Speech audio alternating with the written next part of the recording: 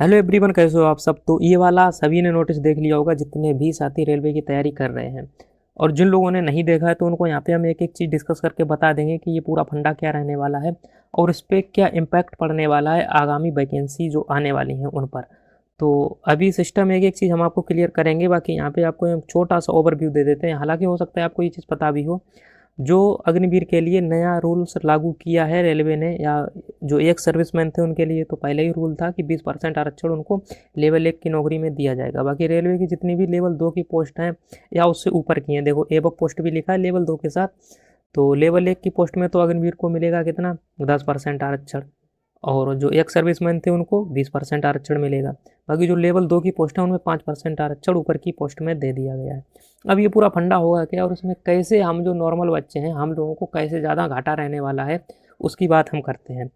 क्योंकि भाई देखिए, यदि आप लोगों को एक जॉब मिल गई, आपकी दूसरी एक जॉब छूटने के बाद आप मान लो एक सर्विसमैन हो गए, आपको तुरंत ही दूसरी जॉब मिल गई, तो यदि आपको जॉब नहीं भी मिलती तो भी आपके ऊपर उतना बड़ा प्रभाव नहीं पड़ता। लेकिन जो बच्चा 4 साल से या 3 साल से तैयारी कर रहा है, उसे आपकी वजह से यदि जॉब नहीं मिल पा रही, आप उसकी सीटों को कम कर रहे हैं, तो कहीं न कहीं ये डिसीज़न सरकार का बहुत ज़्यादा गलत है। जो बच्चा बिल्कुल बेरोज़गार है, मिडिल क्लास फैमिली से आता है, तो उसके लिए ये चीज़ बहुत ही बुरी होने वाली है रेलवे में, क्योंकि रेलवे सबसे ज़्यादा एम्प्लॉयमेंट देता है अपने इंडिया में।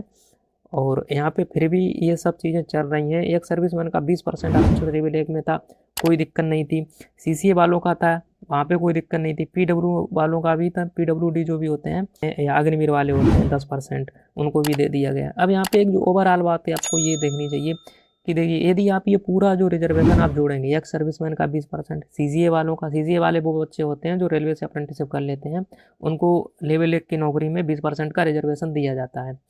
और पीडब्ल्यूडी होते हैं ये 4%, अग्निवीर होते हैं ये 10%।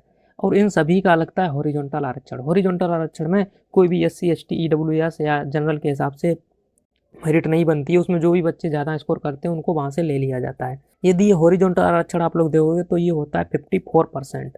भाई कोई भी 100 वैकेंसी निकली उसमें से 54 वैकेंसी यही लोग ले जाएंगे, तो बची हुई वैकेंसी बची 45%। 45% में सभी रहेंगे। अब ये तो था लेवल 1 की वैकेंसी का सिस्टम।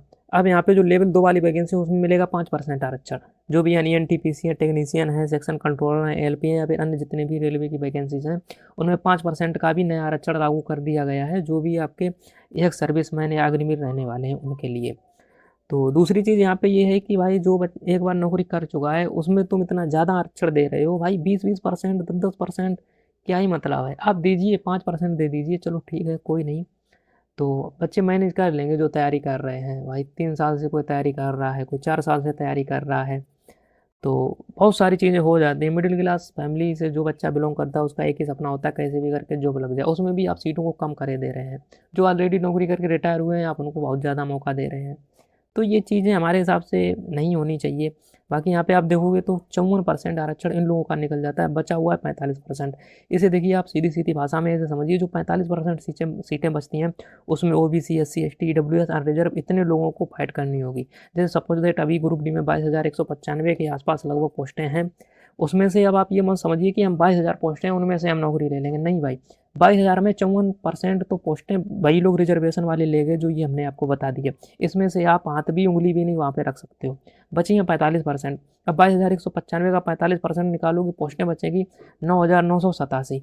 तो जो भी बचे हुए ओबीसी के बच्चे हैं, एससी, एसटी, ईडब्ल्यूएस या अनरिजर्व, इतनी जो कैटेगरी के मतलब पूरे जो करोड़ों में फॉर्म पड़ते हैं, उतने बच्चे हैं केवल 9,000 पोस्टों पर लड़ेंगे। अब समझ लो, मान लो हम कह रहे हैं 1 करोड़ इस बार फॉर्म नहीं भी पड़ेगा 22,000 वाले में, हमारा 80 लाख फॉर्म पड़ गया, तो 80 लाख में 9,000 वैकेंसी पर आपको फाइट करना पड़ेगा। तो कंपटीशन आप सोचो कहाँ से कहाँ पर पहुँचेगी। ये चीज़ें यहाँ पे गवर्नमेंट के हिसाब से चल रही हैं, जो कि हमारे हिसाब से तो ठीक नहीं है। बाकी आप लोगों का ओपिनियन क्या है कमेंट बॉक्स में ज़रूर कर दीजिए। यदि आप लोगों को ये चीज़ समझ में आई हो तो भाई वीडियो को लाइक कर दीजिए, नहीं हो तो चैनल को सब्सक्राइब तो कर ही लेना दोस्तों। बाकी वीडियो देखने के लिए आपका बहुत बहुत धन्यवाद।